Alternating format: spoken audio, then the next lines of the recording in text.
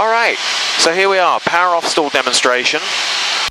We've already done a cruise checklist, so pitch, power, trim, lean lines, instruments. I'm happy that the aeroplane is configured. We followed it up with a paper checklist to make sure we accomplished all items. That's absolutely vital.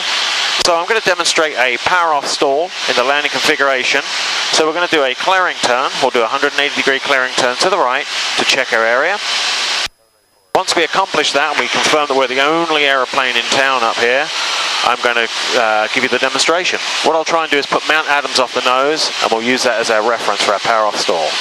Okay, so tipping the wing or lifting the wing to the right, and I'm going to turn right for my clearing turn. And the point of the clearing turn here is that we have a good full scan going on. Oddly enough, most mid-air collisions happen on beautiful days like today where it's all clear, because people are not really paying attention. They're too busy looking at big picture scenery and not really paying attention to what's actually out there off the nose. So we've got some thermal activity today, some turbulence, so it's going to make this pretty fun. It'll look like we're kind of rocking and rolling a little bit, but that's okay, that's part of the whole experience. So I've got Mount Adams off the nose, which puts us on a heading of about 030. Heading indicator set to the compass, 4,000 feet, Mount Adams. We're the only aeroplane in town, and let's go ahead and demonstrate a power off stall. So, left to right, carb heat's on, power's coming out to our initial 1,500 RPM setting.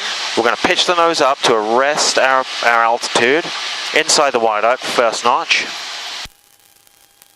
Holding heading, altitude, inside the wide arc, second notch, and third notch. Once we get to a final approach speed of 55 knots, we're going to gently and smoothly let the nose drop and establish a 500 foot per minute descent rate, which if we're at 1,500 feet and 55 knots, that should be a 500 foot per minute descent rate. Go ahead and trim. Trim's your friend, always.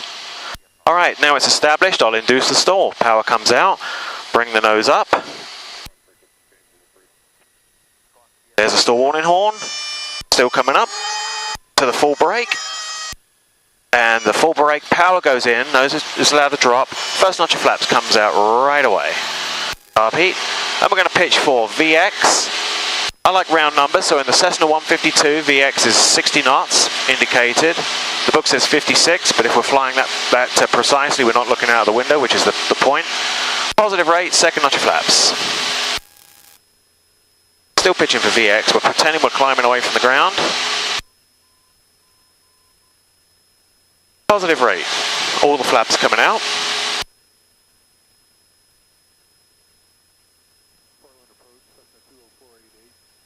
And we'll slowly transition now to VY. In the 152, that's approximately 70 knots. In your aircraft, it could be a little different. Have those numbers memorized. Don't worry about the small stuff. If it says 78 knots or 68 knots, just round it up, because you can't fly these airplanes that precisely. You can try all day long, but you're not going to be looking out of the window, and that's the point. So, almost back on our original altitude of 4,000. Mount Adams is off the nose. And pitch, power, trim, lean, lights, and instruments. We'll follow that up with our paper checklist. Power off stall is complete.